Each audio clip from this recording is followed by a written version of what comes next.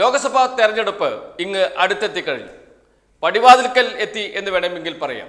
അതുകൊണ്ട് തന്നെ എല്ലാവരും അതിൻ്റെ തയ്യാറെടുപ്പിലാണ്. കേന്ദ്ര ഇലക്ഷൻ കമ്മീഷൻ സംസ്ഥാനങ്ങൾക്ക് കത്തയച്ചു കഴിഞ്ഞു. സംസ്ഥാന ഇലക്ടറൽ ഓഫീസർമാർക്കാണ് കത്ത് നൽകിയിരിക്കുന്നത്.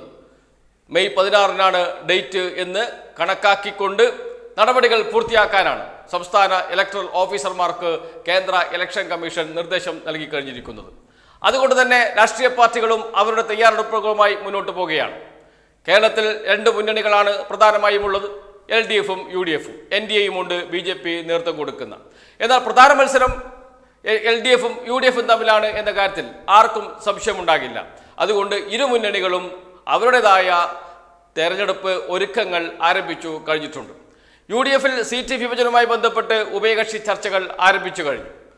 കഴിഞ്ഞ ദിവസം ജോസഫ് ഗ്രൂപ്പുമായി ഉഭയകക്ഷി ചർച്ച നടന്നു. ജോസഫ് ഗ്രൂപ്പ് എന്ന് വേണ്ട UDFിൽ കേരള കോൺഗ്രസ് എല്ലാ തവണയും മത്സരിക്കുന്ന സീറ്റാണ് കോട്ടയം. ആ കോട്ടയം സീറ്റ് സ്വാഭാവികമായും UDFിലെ ഇപ്പോഴത്തെ കേരള കോൺഗ്രസ് ആയ PJ ജോസഫ് ഗ്രൂപ്പിന് നൽകേണ്ടതാണ്. അത് നൽകും എന്ന് തന്നെയാണ് PJ ജോസഫ് വിഭാഗം ഇപ്പോൾ കരുതുന്നത്. എന്നാൽ കഴിഞ്ഞ ദിവസം നടന്ന ഉഭയകക്ഷി ചർച്ചയിൽ അത്ര ആശാവഹമല്ല ജോസഫ് ഗ്രൂപ്പിനെ സംബന്ധിച്ചു കാര്യങ്ങൾ. സീറ്റ് നൽകാമെന്ന് കോൺഗ്രസ് നേതൃത്വം ഉറപ്പ് നൽകിയില്ല. നമുക്കറിയാം, UDFിലെ മറ്റൊരു ഘടകകക്ഷിയുണ്ട് മുസ്ലിം ലീഗ്. മുസ്ലിം ലീഗ് 2 സീറ്റ് സ്ഥിരമായി മത്സരിക്കുന്നു, മലപ്പുറത്തും പൊന്നാനിയിലും. ഈ 2 സീറ്റ് എന്തു തന്നെയായാലും മുസ്ലിം ലീഗിന് നൽകും എന്ന കാര്യത്തിൽ ആർക്കും സംശയമില്ല, കോൺഗ്രസ് നേതൃത്വത്തിനും സംശയമില്ല. അതുകൊണ്ട് ആ സീറ്റിനെ കുറിച്ച് ഒരു ഉഭയകക്ഷി ചർച്ച പോലും നടത്തേണ്ട കാര്യമില്ല. ആ 2 സീറ്റ് ലീഗിന് നൽകിയത് തന്നെയാണ്. അവർ സ്ഥിരം മത്സരിക്കുന്ന സീറ്റാണ്. അതേപോലെ തന്നെ UDFിലെ മറ്റൊരു ഘടകകക്ഷിയാണ് കേരള കോൺഗ്രസ്, ഇപ്പോൾ ജോസഫ് ഗ്രൂപ്പ്. ആ കേരള കോൺഗ്രസ് എല്ലാ കാലത്തും ലോക്സഭയിലേക്ക് മത്സരിക്കുന്ന സീറ്റാണ് കോട്ടയം. അത് കേരള കോൺഗ്രസിന്റെ സീറ്റാണ്. ആ സീറ്റ് ഇത്തവണ PJ ജോസഫിന് ലഭിക്കുമോ? ഈ ചോദ്യമാണ് ഇപ്പോൾ ഉയർന്നത്. ആ ചോദ്യം തന്നെ ഉയരേണ്ട ആവശ്യമില്ല. കാരണം എല്ലാ കാലത്തും മുസ്ലിം ലീഗ് എങ്ങനെയാണോ മലപ്പുറത്തും പൊന്നാനിയും മത്സരിക്കുന്നത്, അതേപോലെ കേരള കോൺഗ്രസ് മത്സരിക്കുന്ന സീറ്റാണ്. UDFിന്റെ ഘടകകക്ഷി എന്ന നിലയിൽ കേരള കോൺഗ്രസിന് നൽകുന്ന സീറ്റാണ് കോട്ടയം സീറ്റ്. അത് എന്തുകൊണ്ട് ആദ്യഘട്ട ചർച്ചയിൽ തന്നെ വിട്ടുകൊടുക്കാൻ കോൺഗ്രസ് തയ്യാറായില്ല? എന്തുകൊണ്ടാണ് ആ സീറ്റിന്മേൽ ഒരു ചർച്ച നടക്കുന്നത്? ഇനിയും ചർച്ച തുടരുമെന്നാണ് ഉഭയകക്ഷി ചർച്ച കഴിഞ്ഞ് പുറത്തേക്ക് വന്ന ജോസഫ് ഗ്രൂപ്പ് മാധ്യമങ്ങളോട് പറഞ്ഞത്. അദ്ദേഹം മാധ്യമങ്ങളോട് മനസ്സ് തുറന്ന് സംസാരിക്കാൻ തയ്യാറായില്ല. കാരണം അദ്ദേഹത്തിന് കോൺഗ്രസ് നിലപാടിൽ അതൃപ്തിയുണ്ട് എന്നത് തന്നെയാണ് ആ സംഭാഷണങ്ങളിൽ നിന്നും അദ്ദേഹത്തിൻ്റെ ഇറങ്ങി വരവിൽ നിന്നും അദ്ദേഹത്തിൻ്റെ ശരീരഭാഷയിൽ നിന്നും മനസ്സിലാകുന്നത്. ആ അതൃപ്തി അദ്ദേഹം അടുത്ത അനുയായികളോട്, നേതാക്കളോട് പങ്കുവെക്കുകയും ചെയ്തിട്ടുണ്ട്. എന്ന് വെച്ചാൽ UDFിൽ ഇപ്പോൾ ജോസഫ് ഗ്രൂപ്പ് അസംതൃപ്തരാണ്. അദ്ദേഹത്തിന് അല്ലെങ്കിൽ അദ്ദേഹത്തിൻ്റെ പാർട്ടിക്ക് ആ സീറ്റ് നൽകിയില്ലെങ്കിൽ ജോസഫ് ഗ്രൂപ്പ് എന്ത് ചെയ്യും? അവിടെ മുന്നിൽ 2 വഴികൾ മാത്രമേ ഉള്ളൂ. ഒന്ന്, കോൺഗ്രസിൻ്റെ ഈ ആട്ടും തുപ്പുമേറ്റ് UDFിൽ തന്നെ തുടരാം, വേറെ വഴിയൊന്നുമില്ല. LDFിൻ്റെ വാതിൽ ജോസഫ് ഗ്രൂപ്പിന് വേണ്ടി തുറന്നു കൊടുക്കുമോ എന്ന ചോദ്യമൊക്കെ അവശേഷിക്കുന്നുണ്ട്. സ്വാഭാവികമായും അത്ര പെട്ടെന്ന് നടക്കുന്ന ഒരു കാര്യം അല്ല അത്. കാരണം അവിടെ കേരള കോൺഗ്രസിൻ്റെ പ്രബല വിഭാഗമായ മാണി ഗ്രൂപ്പുണ്ട്, ജോസ് കെ മാണി നേതൃത്വം കൊടുക്കുന്ന ഗ്രൂപ്പുണ്ട്. അവർക്കാണ് ഇപ്പോൾ ജനസ്വാധീനമുള്ളത് എന്ന് കോൺഗ്രസ് തന്നെ ഇപ്പോൾ തിരിച്ചറിഞ്ഞിട്ടുണ്ട്. അതുകൊണ്ടാണ് പറഞ്ഞുകൊണ്ടിരിക്കുന്നത്, തിരിച്ചു വരൂ, ഈ വാതിൽ തുറന്നിട്ടിരിക്കുകയാണ് ജോസ് കെ മാണിക്കും കൂട്ടർക്കും. എന്ന് വെച്ചാൽ കേരള കോൺഗ്രസ് മാണി വിഭാഗത്തിന് ഏത് സമയവും UDFിലേക്ക് തിരിച്ചു വരാം എന്ന് പറയുന്നു. പക്ഷേ നേരത്തെ ജോസ് കെ മാണിയെ കേരള കോൺഗ്രസ് നേതൃത്വത്തിൽ നിന്ന് ചവിട്ടി പുറത്താക്കാൻ ശ്രമിച്ച ആളാണ് PJ ജോസഫ്. അതിന് കൂട്ടുനിന്നവരാണ് കോൺഗ്രസ് നേതാക്കൾ. കേരള കോൺഗ്രസ് ജോസഫ് ഗ്രൂപ്പിനെ UDFിൽ നിന്ന് ചവിട്ടി പുറത്താക്കിയ പാർട്ടിയാണ് കോൺഗ്രസ്. ആ കോൺഗ്രസ് ആണ് ഇപ്പോൾ പറയുന്നത് മാണി ഗ്രൂപ്പിനോട് തിരിച്ചു വരൂ എന്ന്. എന്തുകൊണ്ട്? ജോസഫ് ഗ്രൂപ്പിനേക്കാളും അണികളുടെ പിന്തുണയുള്ളത്, സ്വാധീനമുള്ളത് മാണി ഗ്രൂപ്പിനാണ് എന്ന് വെച്ചാൽ ജോസ് കെ മാണിക്കാണ് എന്ന തിരിച്ചറിവ് ഇപ്പോൾ നേരത്തെ ഉണ്ടായിരുന്നില്ല. നേരത്തെ എടുക്കാൻ നാണയമായിരുന്നു ജോസ് കെ മാണി. അതുകൊണ്ട് തന്നെ ജോസ് കെ മാണിക്ക് ഒന്നും ചെയ്യാൻ കഴിയില്ല.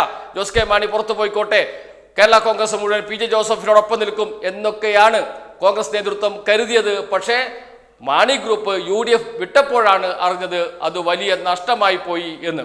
ഇപ്പോൾ തിരിച്ചു കൊണ്ടുവരുവാൻ പാട് പെട്ടുകൊണ്ടിരിക്കുകയാണ്. അതുകൊണ്ട് ജോസഫ് ഗ്രൂപ്പിനെ ഇപ്പോൾ UDFിന് അത്ര താല്പര്യമില്ല. കാരണം അവർ വലിയ ബാധ്യതയായി മാറിയിരിക്കുകയാണ് എന്നാണ് കോൺഗ്രസ് നേതാക്കൾ പറയുന്നത്. അതുകൊണ്ട് ലോക്സഭാ സീറ്റ് നൽകില്ല. അടുത്ത നിയമസഭാ തെരഞ്ഞെടുപ്പിൽ കഴിഞ്ഞ തവണ കേരള കോൺഗ്രസ് മത്സരിച്ച സീറ്റുകൾ മുഴുവൻ നൽകേണ്ടതില്ല എന്ന പൊതുധാരണ ഇപ്പോൾ തന്നെ കോൺഗ്രസ് നേതൃത്വത്തിൽ ഉണ്ടായിട്ടുമുണ്ട്. അതുകൊണ്ട് പി ജെ ജോസഫിന് UDF-ൽ ഇപ്പോൾ ഒരു വിലയുമില്ല. അദ്ദേഹം എന്തിന് അവിടെ നിൽക്കുന്നു എന്ന ചോദ്യം അനുയായികൾ തന്നെ ചോദിച്ചുകൊണ്ടിരിക്കുകയാണ്. പക്ഷേ എന്ത് ചെയ്യാം, എങ്ങോട്ട് പോകാൻ കഴിയും എന്നതാണ്. നേരത്തെ പറഞ്ഞതുപോലെ 2 വഴി മാത്രമേ അദ്ദേഹത്തിന് മുന്നിലുള്ളൂ, പി ജെ ജോസഫിന്റെ മുന്നിലുള്ളൂ. അതിലൊന്ന് കോൺഗ്രസിന്റെ ആട്ടും തുപ്പുമേറ്റ് അവിടെ തുടരുക എന്നത്. കാരണം മറ്റ് വഴി അദ്ദേഹത്തിന് മുന്നിലില്ല. അവിടെ തുടരണമെങ്കിൽ കോൺഗ്രസിന്റെ എല്ലാ ഇത്തരം അവഹേളനങ്ങളും ഏറ്റുവാങ്ങി തുടരുക എന്ന് മാത്രമേ ഉള്ളൂ. പി ജെ ജോസഫിന്റെ കാലവും കൂടി കഴിഞ്ഞാൽ കേരള കോൺഗ്രസ് ജോസഫ് ഗ്രൂപ്പ് മെല്ലെ മെല്ലെ ഇല്ലാതാകും. അത് മുഴുവൻ വന്ന് കേരള കോൺഗ്രസ് മാണി ഗ്രൂപ്പിൽ ലയിക്കേണ്ടി വരുന്ന അവസ്ഥ ഉണ്ടാകും എന്ന കാര്യത്തിലും സംശയമേ ഇല്ല. ജോസഫിന് ശേഷം ആര് ജോസഫ് ഗ്രൂപ്പിനെ നയിക്കും എന്ന ചോദ്യത്തിന് ഇപ്പോഴും ഒരു ഉത്തരം കിട്ടിയിട്ടില്ല. അത്തരമൊരു നേതാവ് കേരള കോൺഗ്രസ് ജോസഫ് ഗ്രൂപ്പിൽ വളർന്നു വന്നിട്ടില്ല. അതല്ലെങ്കിൽ വളർത്തിക്കൊണ്ടുവരുവാൻ പി ജെ ജോസഫ് ശ്രമിച്ചിട്ടുമില്ല എന്ന് വേണമെങ്കിൽ പറയാം. ഇനിയിപ്പോൾ കോൺഗ്രസിന്റെ ആട്ടും തൊപ്പുമേറ്റ് UDF-ൽ തുടരുക എന്ന വഴി അങ്ങ് സ്വീകരിച്ചാൽ അത് പി ജെ ജോസഫിനെ സംബന്ധിച്ചിടത്തോളം, പി ജെ ജോസഫിന്റെ കേരള കോൺഗ്രസിനെ സംബന്ധിച്ചിടത്തോളം ആത്മഹത്യാപരമായിരിക്കും. കോൺഗ്രസിന്റെ ഈ അപമാനം ഏറ്റുവാങ്ങി അവിടെ നിന്നാൽ അതിന് അണികൾ പിന്തുണക്കുമോ എന്ന ചോദ്യം ഉയരുന്നുണ്ട്. കേരള കോൺഗ്രസ് ജോസഫ് ഗ്രൂപ്പിന് മുന്നണിയിൽ ഒരു ബലവുമില്ല, ഒരു പിടുത്തവുമില്ല എന്ന് കണ്ടാൽ സ്വാഭാവികമായും കേരള കോൺഗ്രസിന്റെ അണികൾ മെല്ലെ മെല്ലെ വിട്ടുപോവുകയും അവർ ആരാണോ ശക്തിയുള്ളത്, എവിടെയാണോ ശക്തി കൂടുതലുള്ളത് അങ്ങോട്ട് മാറുകയും ചെയ്യുന്ന അവസ്ഥ വരും. അത് സ്വാഭാവികമായും മാണി ഗ്രൂപ്പിലേക്കായിരിക്കും. അതുകൊണ്ട് അവിടെ ആട്ടും തുപ്പുമേറ്റ് നിന്നാലും കോൺഗ്രസിന്റെ അവഹേളനം പിടിച്ച് നിന്നാലും കേരള കോൺഗ്രസ് ജോസഫ് ഗ്രൂപ്പിന് രക്ഷയില്ലാത്ത അവസ്ഥയുണ്ടാകും. പിന്നെ മറ്റൊരു വഴിയുണ്ട് കേരള കോൺഗ്രസ് ജോസഫ് ഗ്രൂപ്പിന്റെ മുന്നിൽ. അത് മറ്റൊന്നുമല്ല, നേരെ BJP-യോട് സഖ്യമുണ്ടാക്കുക എന്നതാണ്. അതിന് കഴിയുകയും ചെയ്യും, അതിന് എളുപ്പത്തിൽ കഴിയും. കാരണം കേരള കോൺഗ്രസ് ജോസഫ് ഗ്രൂപ്പ് മുന്നണി വിട്ടുവന്നാൽ സ്വീകരിക്കാൻ BJP തയ്യാറാകും. കോട്ടയം സീറ്റ് അവർക്ക് മത്സരിക്കാൻ കൊടുക്കും. കോട്ടയം സീറ്റിൽ BJP-യുടെ പിന്തുണയോടുകൂടി കേരള കോൺഗ്രസ് ജോസഫ് ഗ്രൂപ്പ് മത്സരിക്കാം. നേരത്തെ PC തോമസ് അവിടെ സ്വതന്ത്രനായി മത്സരിച്ച് ജയിച്ചിട്ടുണ്ട് BJP-യുടെ പിന്തുണയോടുകൂടി. അങ്ങനെ കേരള കോൺഗ്രസിന്റെ ഒരു സ്ഥാനാർത്ഥി, എല്ലാവർക്കും സ്വീകാര്യനായ ഒരു സ്ഥാനാർത്ഥി വന്നാൽ അത് സ്വാഭാവികമായും BJP-യുടെ പിന്തുണയോടുകൂടി വന്നാൽ ക്രിസ്ത്യൻ വോട്ടുകൾ പി ജെ ജോസഫ് ഗ്രൂപ്പിന് സമാഹരിക്കാൻ കഴിഞ്ഞാൽ ഹിന്ദു വോട്ടുകൾ BJP വോട്ടുകൾ കൂടി കേരള കോൺഗ്രസ് സ്ഥാനാർത്ഥിക്ക് ലഭിച്ചാൽ ഒരു നല്ല മത്സരം, ഒരു ത്രികോണ മത്സരത്തിലേക്ക് കോട്ടയത്തെ കൊണ്ടെത്തിക്കാൻ കഴിയും പി ജെ ജോസഫിന് എന്ന കാര്യത്തിൽ സംശയമേ ഇല്ല. അതിലേക്കാണോ കാര്യങ്ങൾ പോകുന്നത് എന്നത് വളരെ സൂക്ഷ്മമായി നിരീക്ഷിച്ചാൽ നമുക്ക് സംശയം ഉണ്ടാകുന്നുണ്ട്. കാരണം ചർച്ചകൾ നടക്കുന്നുണ്ട് എന്ന വിവരമാണ് പുറത്തു വരുന്നത്.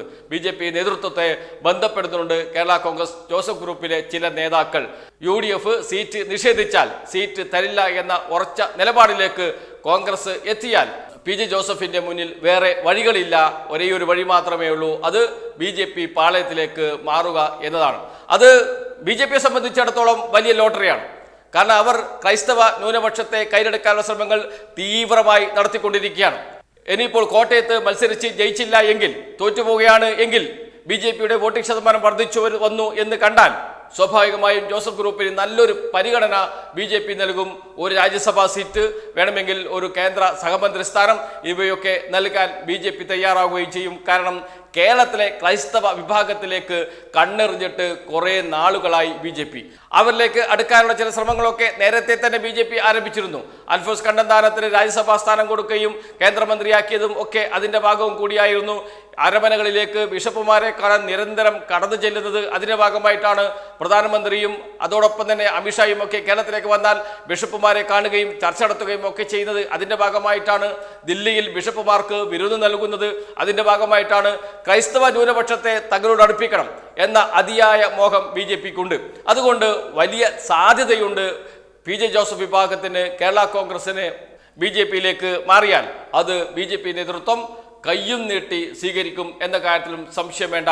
അത് മാത്രമാണ് ഇനിയിപ്പോൾ സീറ്റ് നിഷേധിച്ചാൽ, UDF സീറ്റ് നിഷേധിച്ചാൽ കേരള കോൺഗ്രസ് ജോസഫ് ഗ്രൂപ്പിന്റെ മുന്നിലുള്ള വഴി. അതിലേക്ക് കാര്യങ്ങൾ പോകും എന്ന സൂചനകൾ കേരള കോൺഗ്രസിൽ നിന്ന് ഇപ്പോൾ തന്നെ പുറത്തു വരുന്നുണ്ട്. അത് ഒരു വിലപേശൽ മാത്രമാണ്.